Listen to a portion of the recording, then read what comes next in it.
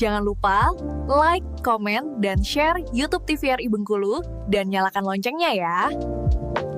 Pemirsa, polemik pelaksanaan seleksi P3K tahap 2 di Kabupaten Seluma terus bergulir. Ya, di tengah ketidakpastian itu, seorang perempuan yang telah 19 tahun menjadi honorer terus menggantungkan harapannya untuk diangkat menjadi ASN.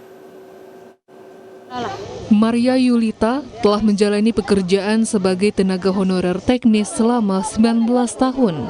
Ia telah mengabdi sejak tahun 2006 yang bertugas di kantor camat Lubuk Sandi.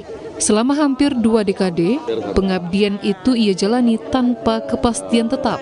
Bahkan ia tidak pernah terdaftar dalam database kepegawaian selama ia bekerja. Ia menceritakan usahanya untuk mendapatkan ketetapan sebagai tenaga honorer di lingkungan Pemkab Seluma terus dilakukan.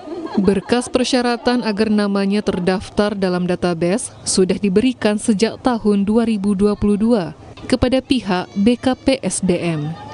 Namun sayangnya namanya tidak pernah muncul. NIP yang diharapkan tidak pernah terdaftar di situs tersebut. Karena itu, secerca harapan kembali muncul pada tahapan seleksi P3K tahap 2 ini. Bagi Maria, ini adalah kesempatan terakhir untuk mendapatkan pengakuan atas pengabdian panjang yang telah ia berikan. Maria bukan sekedar angka dalam data kepegawaian. Ia adalah seorang ibu rumah tangga yang terus bekerja tanpa status tetap dan hanya menerima gaji yang pernah berada di angka Rp300.000 per bulan. Kini penghasilannya sedikit meningkat, namun belum juga mampu mengubah statusnya. Dengan begitu, ia selalu berupaya mendapatkan keadilan dengan mengikuti segala tahapan, bahkan selalu ikut aksi demonstrasi untuk mendapatkan kepastian seleksi P3K tahap 2. Bahwa tuntutan kami segeralah melaksanakan tes tahap 2. Karena seleksi itu merupakan tahapan yang harus kami lalui. Dan merupakan juga hak yang harus kami dapat. Itu di September 2022. Kalaupun ditanya saat ini kenapa saya tidak masuk database, saya juga tidak tahu, saya tidak bisa menjawab. Karena secara berkas administrasi, berkas saya selama honor itu sudah diantarkan ke BKPSDM.